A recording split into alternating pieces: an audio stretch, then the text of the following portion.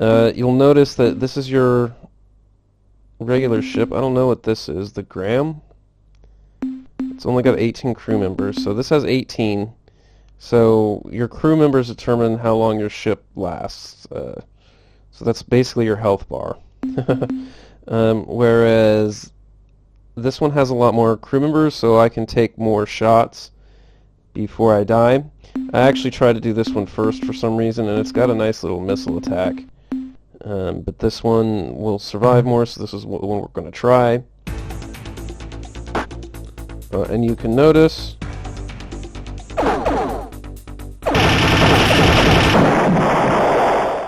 and we did lose some 10 crew members, but because this ship has a fair amount. What a beautiful sight, Captain. I haven't seen an Avenger blown away like that since the battle in Draco. I guess you've shown that you can handle yourself in battle, Captain. So my last reservation about helping you has been dissolved. I will commit this station to helping free Earth and defeat the Ur-quan. We may get our atoms rearranged in the process, but by God, Captain, we're going to try.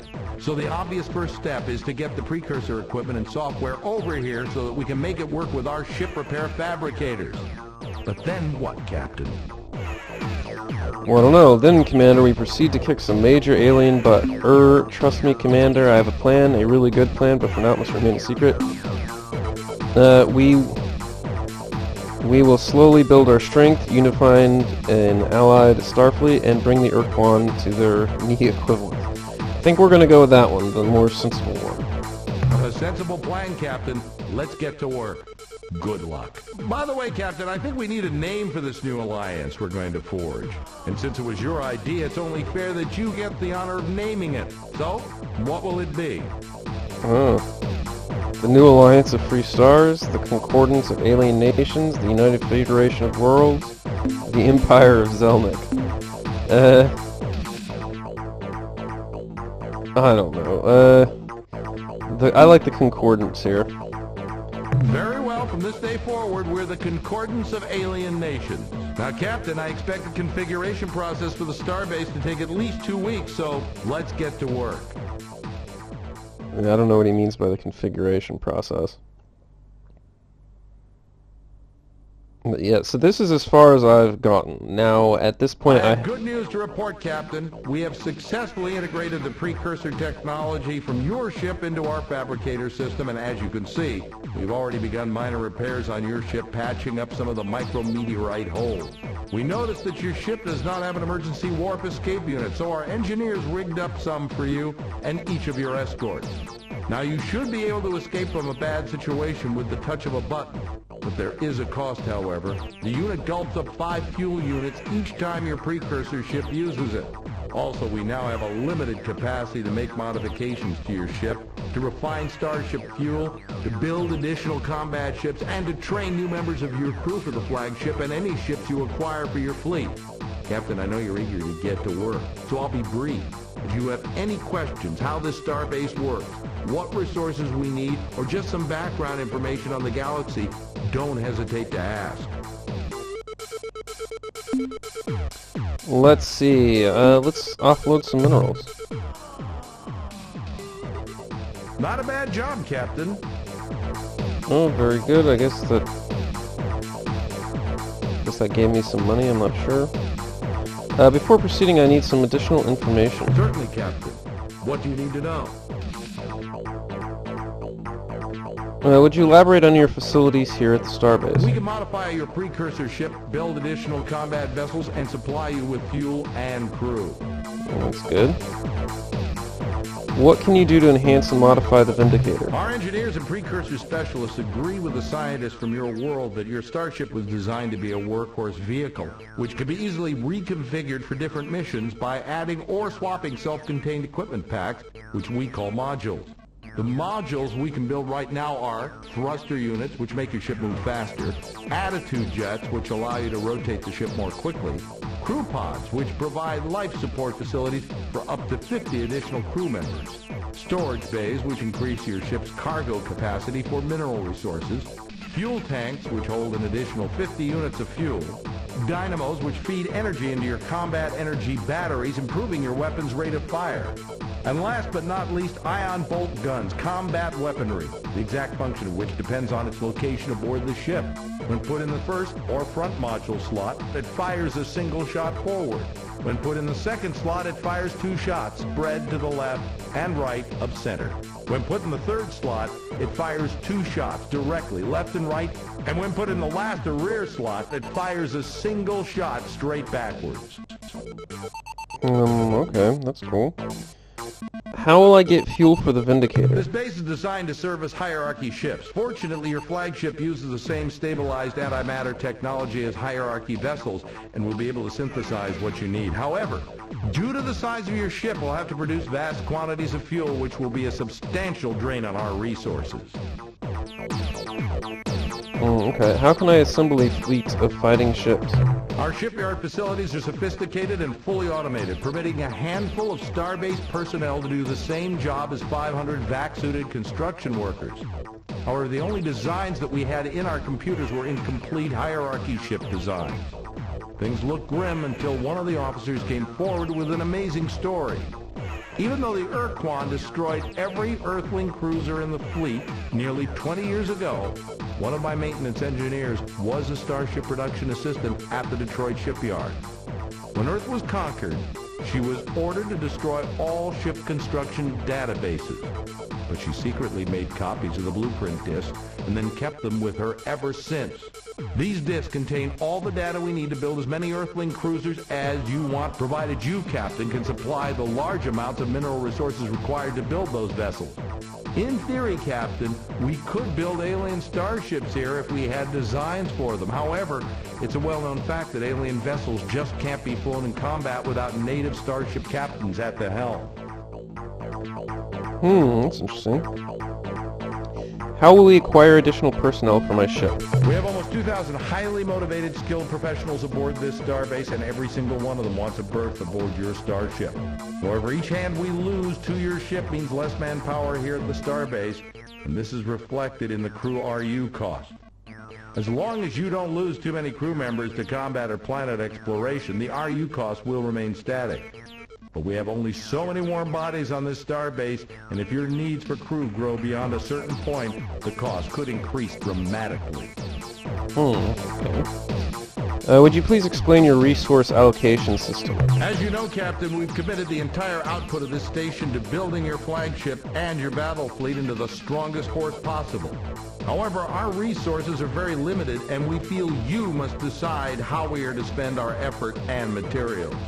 To aid you in making these decisions, we have implemented a resource allocation scheme. We provide you with a numerical assessment of the station's resources and ascribe a cost to each task we can perform and each device we can build. It's up to you to decide how you're going to spend your resource units, or RU as we call them. To acquire more RU, you must bring resources back to the starbase. These resources can be either in the form of mineral ores gathered from planet surfaces or already refined metals and other valuable materials from the wreckage of enemy starships.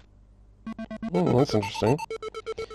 Okay, what kind of resources are the most useful to our mission? The most straightforward way you can accumulate resource units is to bring mineral ores back to this starbase. There are probably enough resources in just the nearby dozen stars to build your ship into a powerful battleship or to create a strong task force of combat vessels. I would also recommend that you build several additional storage bays. When gathering minerals, focus on cleaning out one star system at a time. This way you minimize the cost of travel through hyperspace. Hyperspace. What use are our planet landers' sophisticated life form analysis features?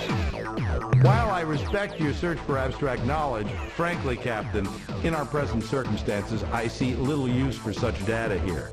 Perhaps you could make use of biological information elsewhere. Okay, you've answered my question. What else can I tell you?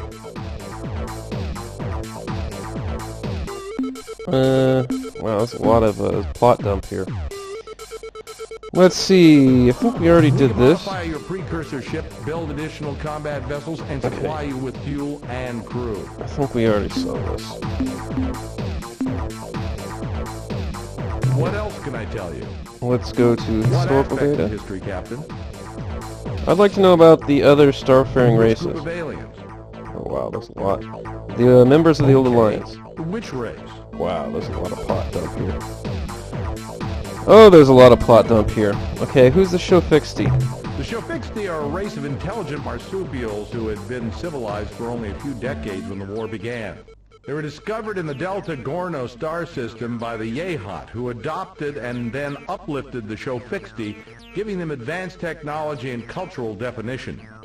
Shofixti are noble and fearless warriors, Captain. In addition, their incredible fecundity and rapid maturation rate kept Alliance ranks solid even at the worst part of the war. You know, I once flew as an observer aboard one of their ships on routine patrol. We never saw the enemy, but I could never stop thinking about the glory device it had strapped to the bottom of its hull. Okay, the Yahat. The Yehat are a race of ancient warrior clans that have been traveling the stars for many centuries. Clans are highly competitive and sometimes even wage war on each other, but the clans are all loyal to the Queen and her royal family, known as the Veepzeeps. The Veepzeeps have been in power for over 2,000 years, and it is said that during their rule, the Yehat never lost a battle.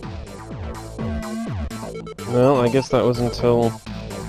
Maybe they just conquered the Earth and they're still fighting these, other races, I'm not sure.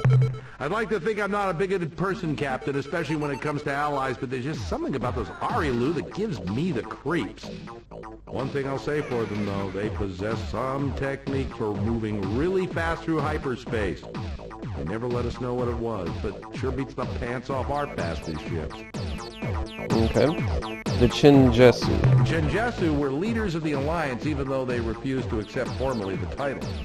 I don't know if their silicon-based biology is just plain superior to our old carbon model, or if their fantastic intellect were the product of an ancient, peaceful culture. Whatever the reason, I'd rather be taking orders from a Chinjesu than any other life form, absolutely. One of the more amazing things about them was they never used hyperwave communicators. They could send messages naturally, and their natural hyperwave receptors were much more sensitive than even our best units. The Herm. We didn't really get much of a chance to learn about those mechanical beings, but I'll tell you what I know. They're the product of a distant, unknown culture who sent a giant factory arc into our region of space many centuries ago. The Mother Arc, that's what the Earth Press called it, churned out millions of robots and finally broke down. I don't know why the Myrnaherm didn't repair the Mother Arc. Maybe they can. My personal guess as to why they were sent here is that they're on the leading edge of a colonization project. And once the Myrnaherm have tamed enough new worlds, the genuine colonists, whoever they are, will arrive and claim their due. Well, that sounds ominous. The Serene? Most raw recruits saw the Siren as nothing more than warm, breathing pinups. Warm they are, and yes, they do breathe most magnificently, but Captain, they are far more than simple joy units. The history shows the Siren established and maintained a peaceful culture from their Bronze Age through their discovery of starflight. Before their planet was destroyed in a horrible cataclysm, their world was an Eden. What other group of aliens are you interested in? Let's talk about the battle thralls and the hierarchy. Which species? The Mycon. The Mycons are hard to get a handle on. In fact, I'm not sure any human has ever had a real conversation with a Mycon. What we know of them, we've learned from their corpses, which, I may add, have a nasty habit of coming back to life when thawed out from a decompression quick freeze. Mycon ships seem to expend a significant amount of energy on life support. This is probably because the Mycon only thrive in temperatures close to the melting point of lead. As far as we know, the Mycon are the only race to actively seek out the Ur-quan in order to become combat slaves.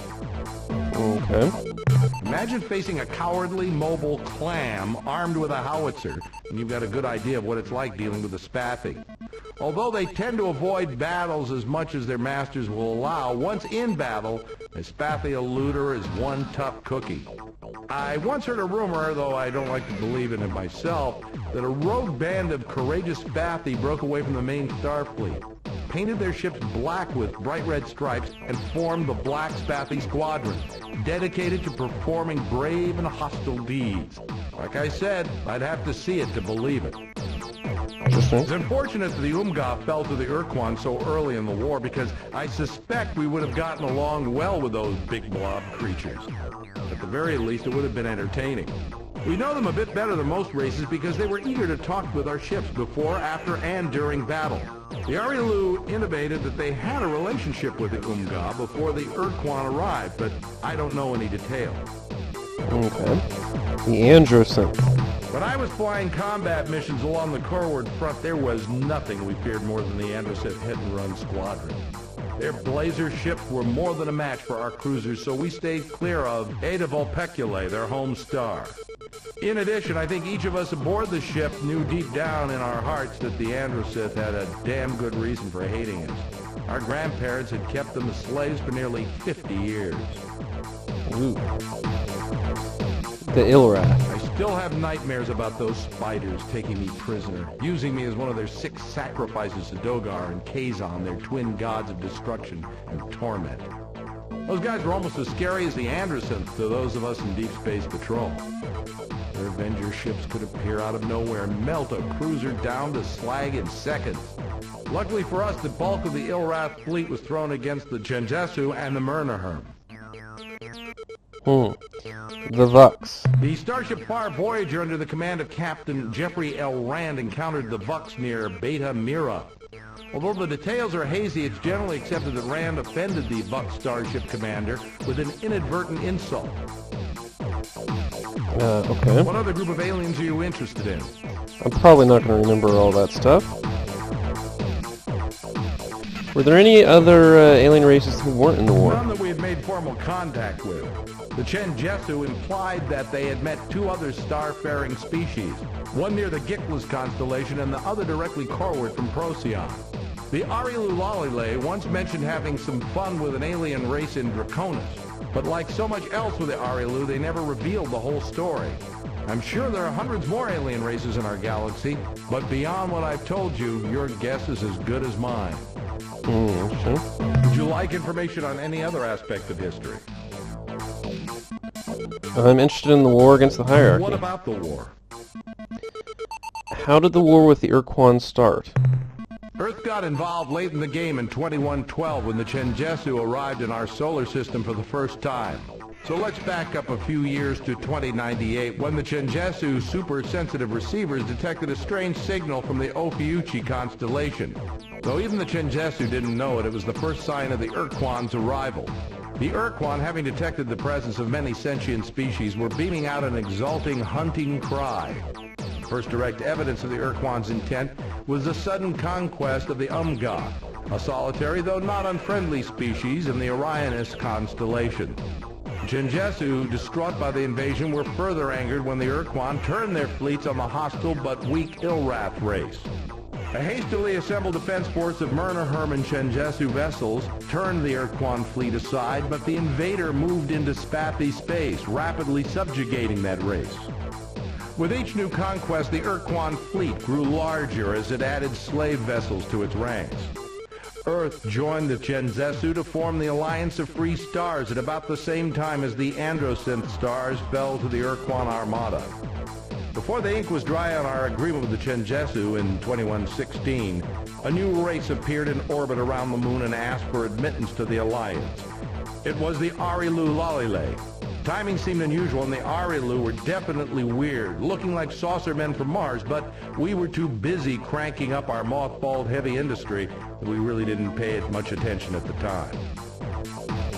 What happened in the war? At the start of the war, here on Earth, we were working like crazy, churning out hundreds of heavy cruisers and smaller support vehicles. The Ur-quan were busy too. Unbeknownst to us, they had moved down towards the Luton Star Group and were attacking the Vux, who only the Yehat knew existed. Our botched first contact with the Vux took place in 2119, and it was the biggest single mistake we made during the war. After defeating the Vux, the Ur-quan fleets ran smack into the combined might of the Yehat and Shofixti, supported by the first wave of our cruisers. Again, the Ur-quan turned away from the hard spot to attack the weak, though we just thought they were running away. In fact, the Ur-quan had found another independent alien race, the Mycon, in the Brahi constellation. The Mycon's voluntary submission to the Ur-quan brought the return of the Ur-quan fleets, now swollen with 100 devastating Mycon pod ships. The last entrants to the conflict were the Siren, a race of space gypsies who had escaped the hierarchy by moving their vast fleet of slow-moving habitat into human space. With the side set, the last Ur-quan offensive began. How did the war end, Commander? The Ur-quan came roaring through Vux space and tried to push past the India and Mira star systems. Their onslaught was barely repulsed, and our counterattack made hardly a dent in the hierarchy forces, but we held the line. The coreward front remained intact. Over the following 10 years, there were many great battles between the combined Alliance Starfleet and the Ur-quan and their hierarchy of battle thralls. Then in 2134, a dramatic shift in the balance of power took place. This must have been about the time the science research mission was sent to the planet of Vela. Our fleets were pushed back from the Indy-Mira line beyond Raynet. Holding Rigel caused grievously in Chenjesu forces, and the Ur-quan, recognizing this weakness, shifted to focus the brunt of their forces on Procyon. That was the last we heard from the Chenjesu and the Murnaher. A few weeks later, waves of ships hit us from all directions. When Ceres Station, our outpost on the asteroid belt, fell to the hierarchy, we knew we were beaten, but we fought on anyway. 3 days later, the Ur-quan vaporized our last remaining laser forts on the moon, and the dreadnoughts took up geosynchronous position above Rome, Moscow, Beijing, Tokyo, London, Buenos Aires, and Washington. We'd lost the war, and we knew it. But the Ur-quan decided to make it real clear. And that's why if you check any of our most recent maps, you won't find Buenos Aires.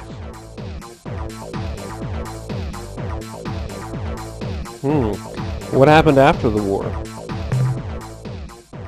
After the UN submitted their formal surrender, we were given a week to decide the nature of our servitude.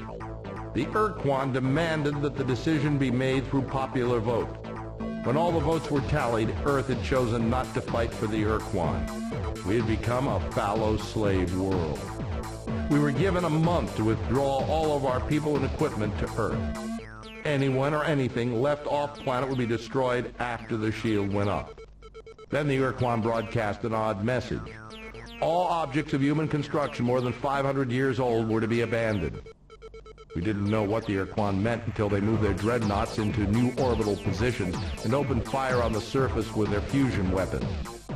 In seconds, large sections of London, Paris, and other European cities were incinerated. At first, we thought they were going to annihilate us after all. And we noticed they were also striking such targets as the Giza Pyramids, the Parthenon in Athens, and Stonehenge. Curiously, the United States was almost untouched. The flaming rain lasted 40 hellish hours. It took days after we crawled from our smoldering shelters to realize what the Ur-quan had done. Our new masters had targeted every building, monument, or other man-made construction older than 500 years and destroyed it. In those 2 days, we lost most of the history of mankind. In some cases, the Ur-quan destroyed places we did not even suspect were significant. From their positions in orbit, the dreadnoughts blew away a kilometer of land in central Iraq, vaporized several targets in the Amazon rainforest, punched a big hole through the Antarctic ice cap to destroy something deep under the surface, and melted a broad swath of the ocean floor in the southeastern Atlantic. Then, just a couple of days later, the shield went up, and our contact with the outside world stopped. The next time I saw the stars was 8 years ago, when I was transferred up here to be the new commander of this starbase. Well, that's interesting. Would you like any information on any other aspect of history? Ancient galactic history. We have some data on this subject. What do you want to know about? What can you tell me about the precursors? Hell, you probably know more about them than I do, but here goes. About 200,000 years ago, when our great to the nth grandparents were just starting to play with stone knives and bearskins, a star-faring species suddenly appeared on the galactic scene and spread like wildfire. We found evidence of their presence just about everywhere, from an orbital platform on Alpha Centauri to a stack of data plates in a cave on Pluto to some nameless widget found in a voodoo shop in New Orleans. We never found a precursor body or even a picture of one. We can conjecture what they look like by examining the scale and layout of their equipment. Such an analysis indicates they were giants, say 5 to 8 meters tall and twice as wide. I don't know if they looked more like a brontosaur or an elephant.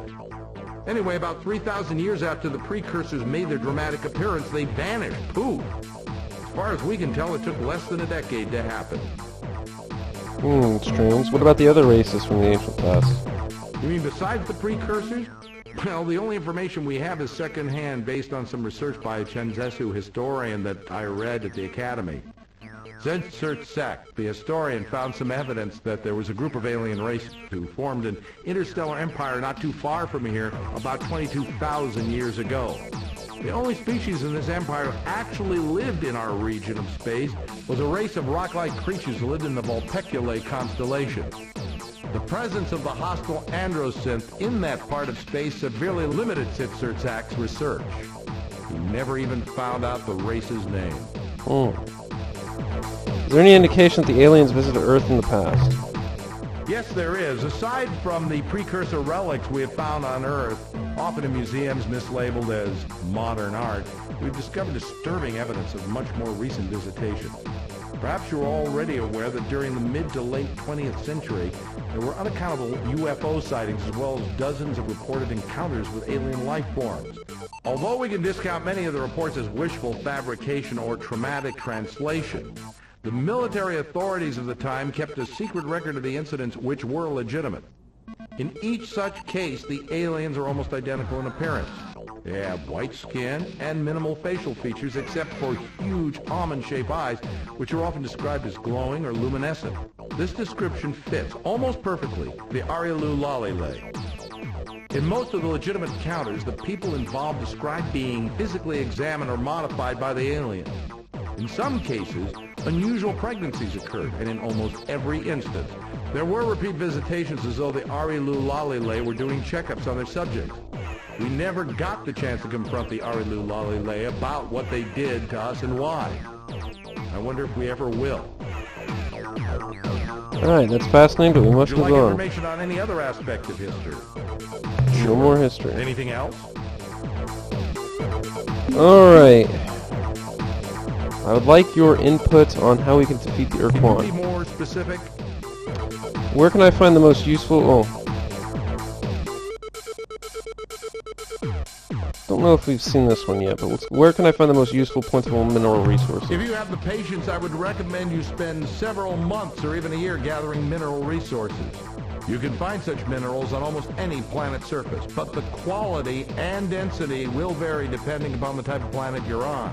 Base metals are probably the most common materials you'll find, but they aren't particularly valuable. You can find rarer precious and radioactive elements on metal-rich worlds such as Mercury. An old miner once told me that you could tell the relative quality of a planet's minerals based on the planet's color as seen from space. Remember the color sequence from good to bad? The miner had a mnemonic that went something like, very young orangutan could grow bananas perhaps rather well. It is also the case that mineral yields will be better at hotter stars. Temperature is related to the size and color of the star. Red stars are the coolest, then orange, yellow, green, blue, and the hottest stars are white. Okay. How should I deal with aliens I meet in It all space? depends on whom you meet, doesn't it, Captain?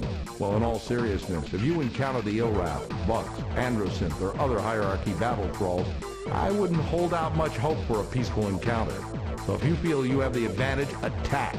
The resources you will scavenge from the enemy's wreckage are well worth the effort. If you can find alliance races who are in a position to help us, then you must convince them to join with us. Their assistance may be crucial to our success.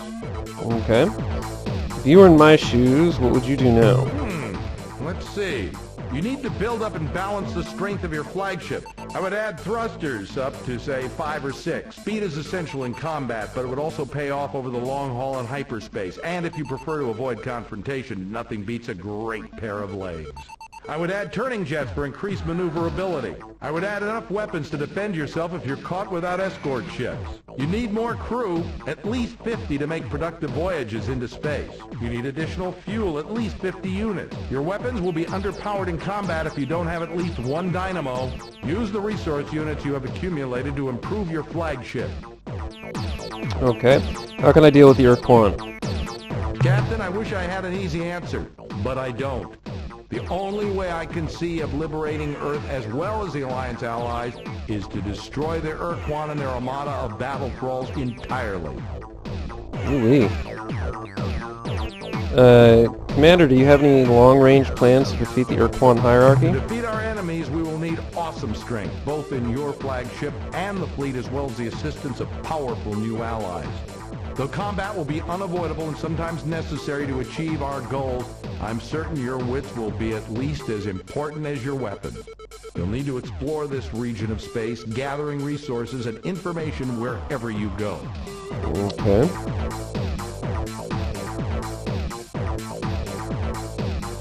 Okay, how can I find the Ur-quan? I don't know, Captain, but I suspect their battle thralls know more than we do, so I suggest you try to gather information from them, perhaps by force. Very good. How can we attack the Ur-quan most effectively? At first, your ship will be far too vulnerable to permit frontal assault on the Ur-quan. Even when your ship is at full power, we're faced with the reality that the hierarchy has thousands of ships. You cannot win the fight alone, Captain. You need allies.